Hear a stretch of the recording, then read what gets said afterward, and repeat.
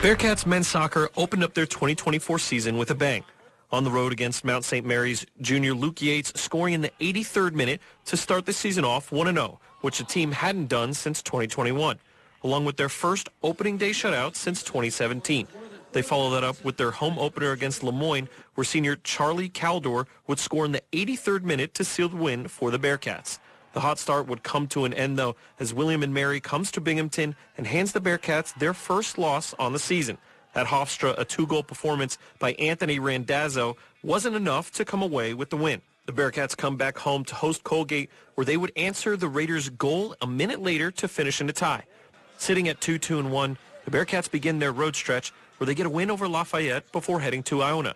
We're down 1-0. The Bearcats would come back to win in spectacular fashion. A Kalen Thomas goal in the 80th minute, followed by a clutch Luke Yates goal with 45 seconds left in the match, would push the Bearcats to a 4-2-1 record. Head coach Paul Marco, senior captain Carlo Cavalar. I appreciate you guys both giving us a few moments here. About halfway through the season, I know we're wrapping up non-conference play, getting ready for some conference play, but Coach, just in general, what have your impressions been of your team so far this young season? We've been in for about 4 weeks, and it's been a great transition to a lot of the new faces. Roles have kind of settled in, and the guys are playing very well right now. Carlo, you are some of that experience being a senior, being a captain here. Let me ask just first and foremost, does this year feel different at all being your senior year? Oh, it definitely does. I mean, with the senior year, there's always some connotation. You have the last ride, and I think there's a special sort of desire for me and other people in my class, and also some transfers that came in as graduate transfers to really make a mark for this one last year that we have, and it's definitely been noticeable, and I've really enjoyed it so far. So, Coach, fighting these early fights, having these close games, going down right to the limit and then winning, how does that help prepare you for some of the battles you're going to have here in the America East?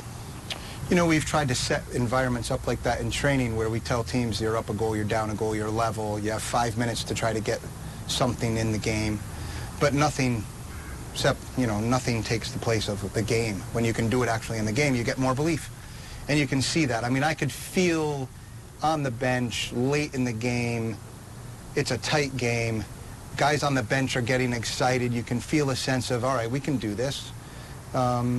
And it could be just the opposite of that, right? You leak a couple of goals late, now all of a sudden it's here we go again. Late goals against. But right now, we're thrilled for how the guys have responded to some adversity. I mean, a lot of people don't know we've had to leave starters home due to illness and injury. We traveled down to Hofstra without 4 of them. We traveled down to Lafayette without 2 of them. So I think the group is just who's available for today. Let's go get it done.